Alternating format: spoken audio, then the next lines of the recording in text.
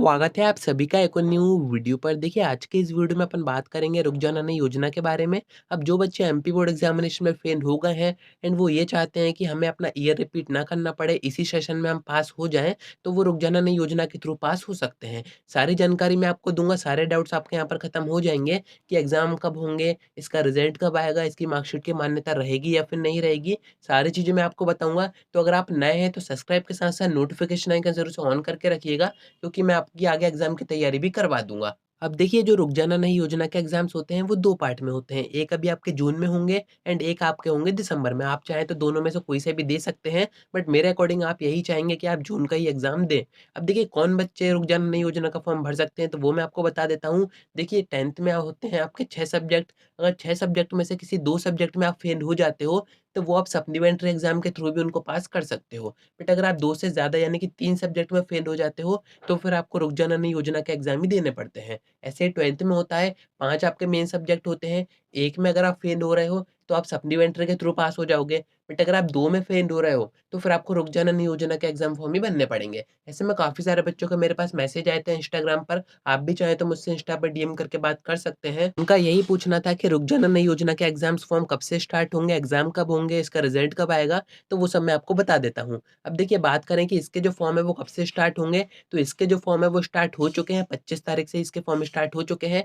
कहाँ से आपको भरना है, तो इसकी एक सेपरेट ही वेबसाइट बना रखी है एमपी बोर्ड ने। आप जैसे ही सर्च करेंगे mpsos.nic, आप इसकी वेबसाइट पर आ जाएँगे। जैसे ही आप एंटर करेंगे, सर्विसेज़ वगैरह में आप जाएँगे, तो यहाँ पर आपके पास फॉर्म का ऑप्शन रहेगा। आप चाहें तो खुद भी यहाँ से फॉर्म भर सकते हैं एंड आप चाहें तो किसी एमपी ऑनलाइन से जाके भी फॉर्म भरवा सकते हैं। फॉर्म की फीस क्या रहेगी पर सब्जेक्ट, तो वो मैं आपको यहाँ पर बता देता हूँ। फीस थोड़ी-सी हाई रहती है। 10th की आप देखें तो एक सब्जेक्ट की फीस आपको ₹605 बताई जा रही है, 2 सब्जेक्ट की आपको 1210 बताई जा रही है। बट आप सब सोच रहे होंगे कि यहाँ पर 1 और 2 सब्जेक्ट की फीस क्यों बताई गई है? जबकि 10th में अगर आपके 3 सब्जेक्ट में फेल हो गए, तभी आप इसका फॉर्म भर पाओगे। तो देखिए ये उन बच्चों के कारण बताई जा रही है जो बच्चे एब्सेंट हो जाते हैं एग्ज़ामिनेशन में। उन्होंने 1 या 2 एग्ज़ाम नहीं दिए होते हैं, तो वो रुक जाना नहीं योजना के एग्ज़ाम भी दे सकते हैं। ऐसे ही आप बाकी की फीस नीचे देख सकते हैं। साइड में आपको 12th की फीस भी बताई जा रही है।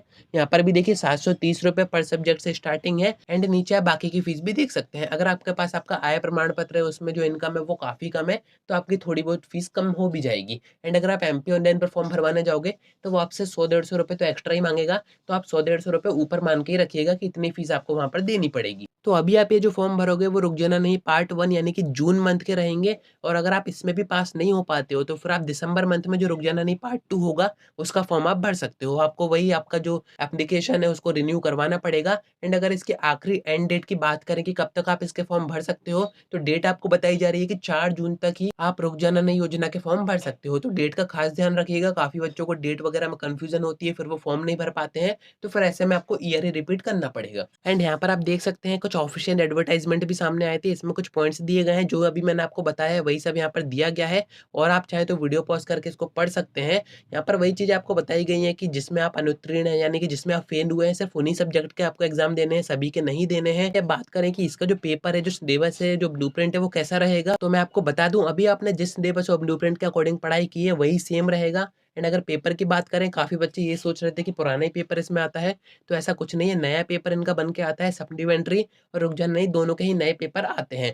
एंड इसका जो स्टैंडर्ड होता है वो बहुत ही ईज़ी होता है, आप मानेंगे नहीं, आप काफ़ी आराम से ये पेपर पास कर सकते हैं। तो वही अगर आप 2 या 3 सब्जेक्ट में फेल हैं, तो इसका फॉर्म ज़रूर से भर दीजिएगा। अब देखिए बात करें कि इसकी जो मार्कशीट आती है वो कैसी आती है, तो इसकी जो मार्कशीट होती है वो थोड़ी-सी डिफरेंट होती है।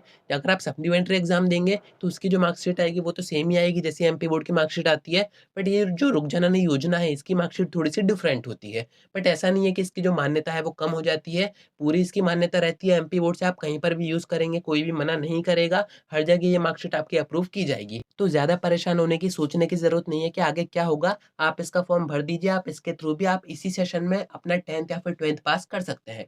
तो उम्मीद है कि आपको सारी बातें समझ में आ गई होंगी। कोई डाउट आता है कमेंट कर सकते हैं, या फिर आप मुझसे इंस्टा पर डीएम करके बात भी कर सकते हैं।